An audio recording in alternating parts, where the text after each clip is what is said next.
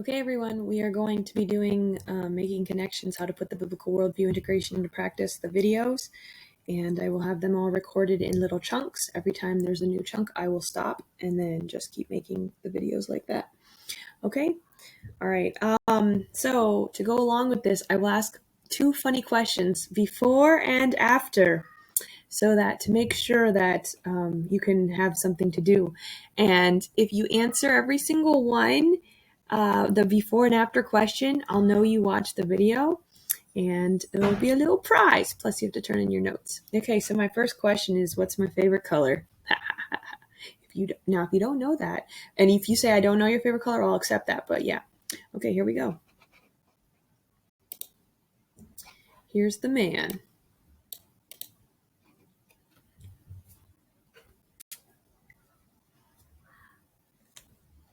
By now, in your own planner that you're working out for a lesson that you're going to teach next week, you have filled out step 1, 2, and 3.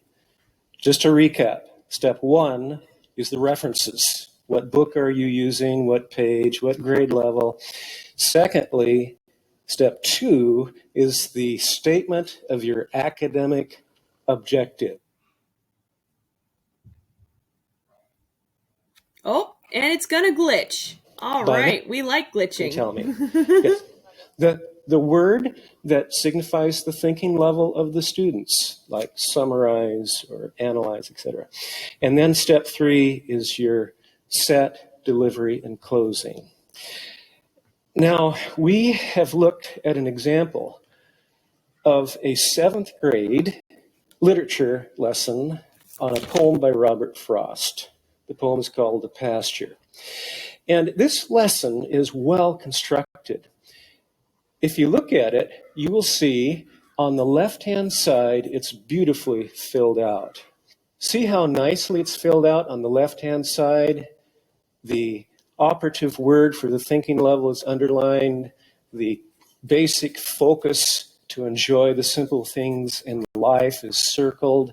The lesson set is there. She's going to play a song to get them set to listen to a theme about enjoying simple things. And then the delivery is laid out and the closing. Now, here's my question.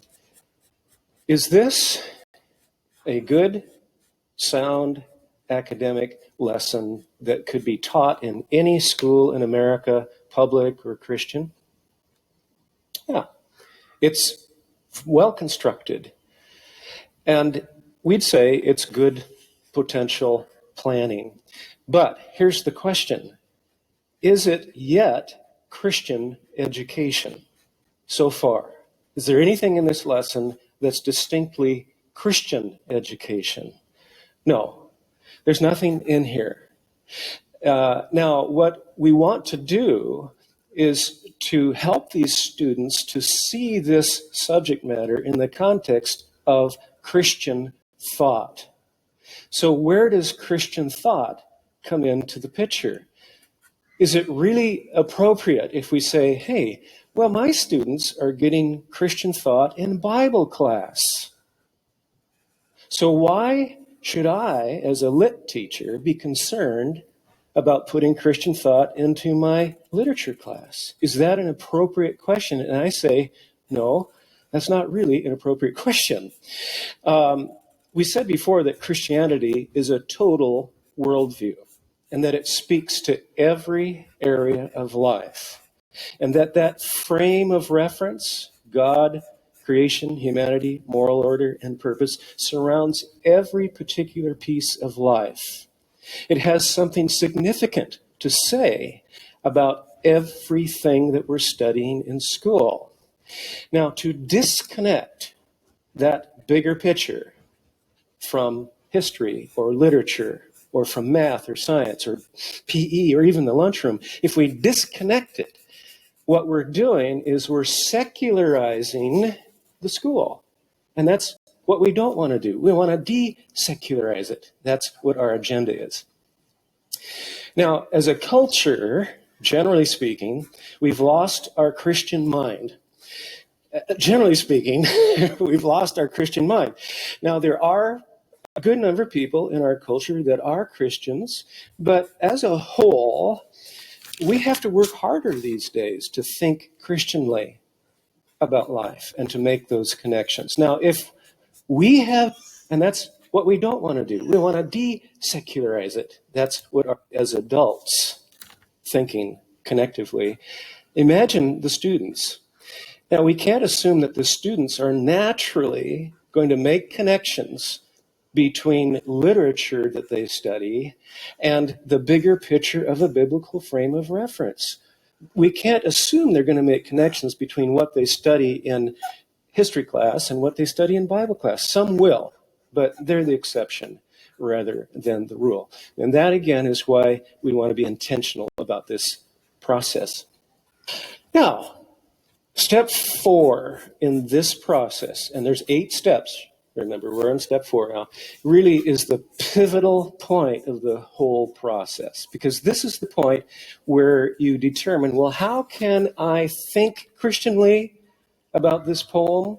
How can I help my kids to see the pasture and the theme of the pasture in the context of a biblical worldview?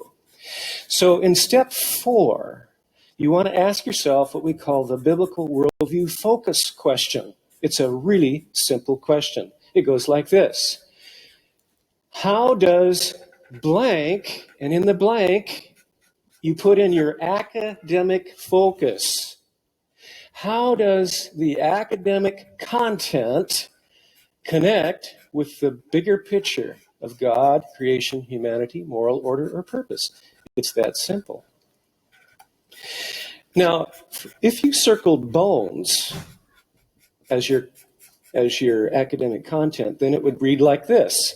How do bones connect with the bigger picture of God or creation or humanity, moral order, or purpose? If you circled protection from disease, and that's what you want to focus on, then you say, okay, how does protection from disease connect with the bigger picture of God, creation, humanity, moral order, or purpose? Now you see why it's so important to circle that academic content, because that whatever you circle, that's what you actually put in the blank of the focus question. The back of the planner is really critical. Turn in your book to the example of the back of the planner from the Robert Frost lesson. You're probably already there. What do you see in the blank at the top of the page? What words do you see? Anybody? Right. Enjoying the simple things in life. Okay. This, no surprise, is what was circled in step 2. Okay. So she just took that, she put it on the back of the page, and it fit right in there. Now, let's see how this person made the connections. And we're going to walk through all 5 worldview components.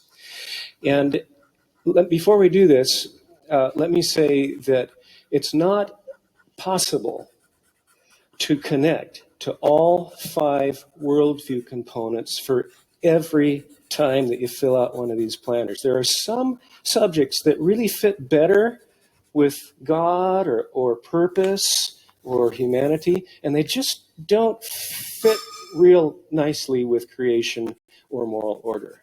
Okay. Now, in this case, this person actually figured out connections in all 5 areas. Firstly, how does enjoying the simple things in life connect with the biblical view of God? Well, here's one way.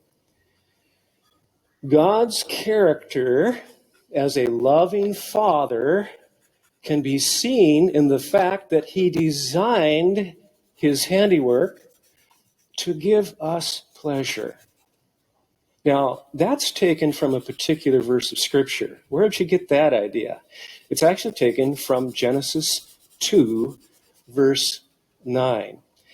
And it goes something like this. And the Lord God made all the trees to grow out of the ground, trees that were pleasing to the sight and good for food.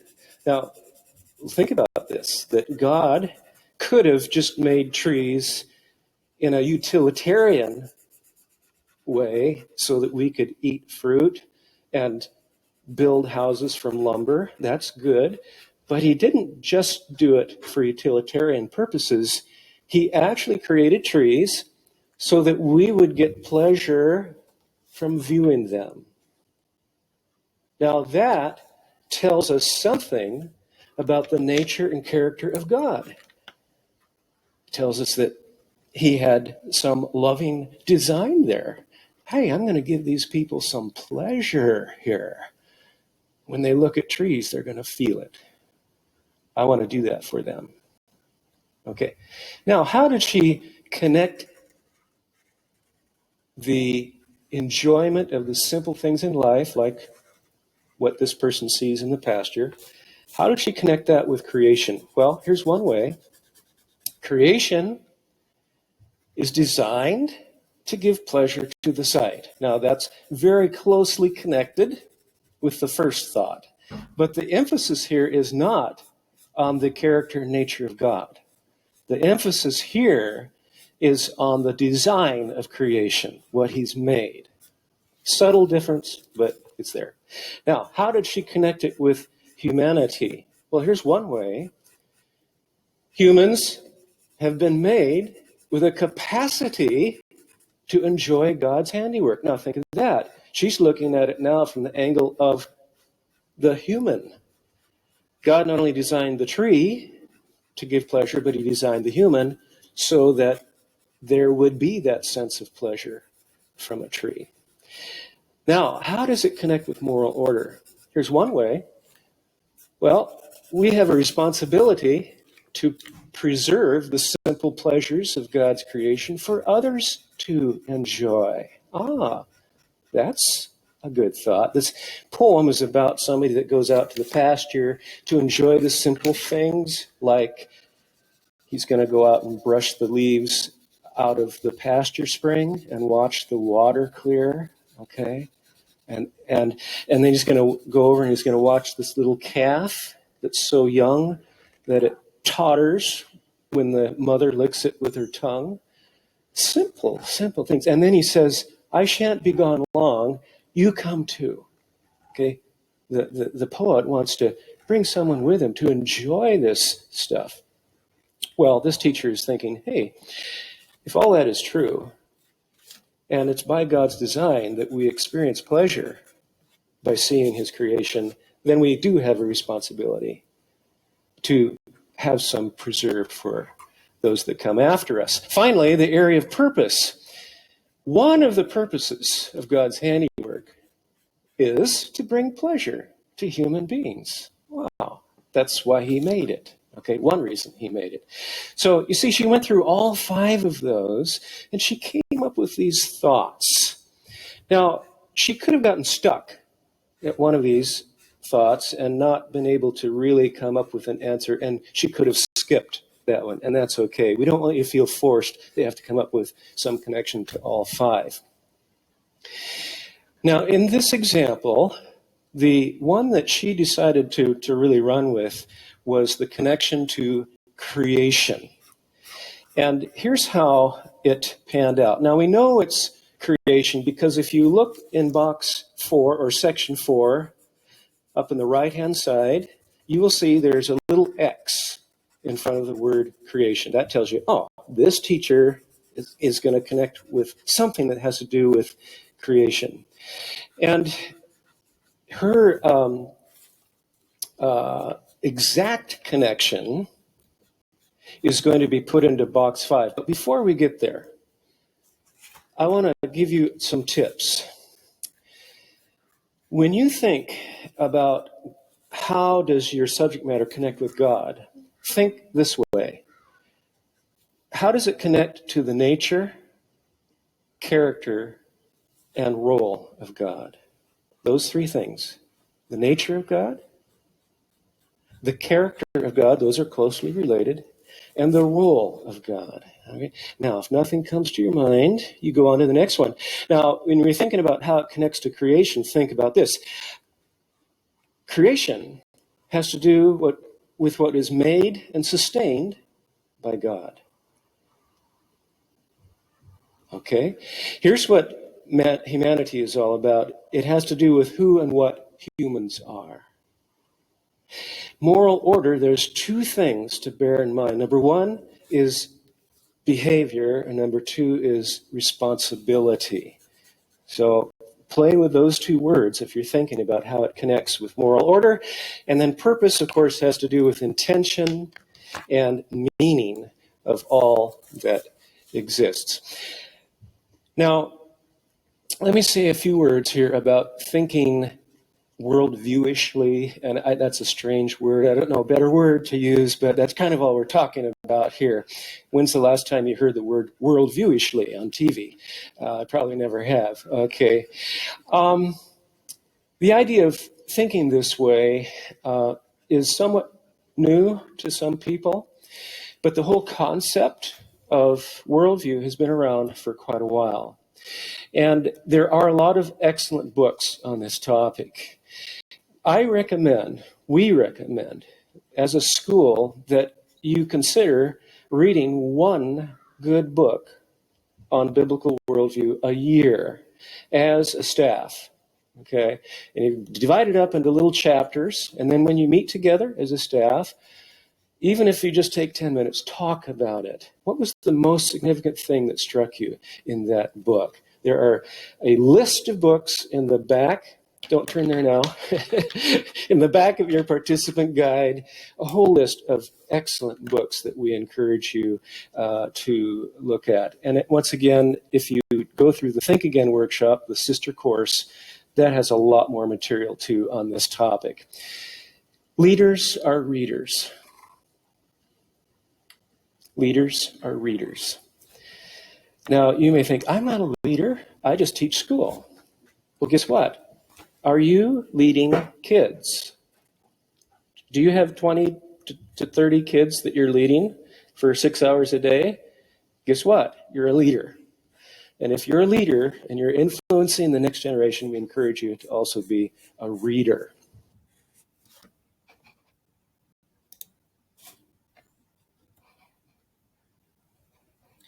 Okay, well, that was a chunk.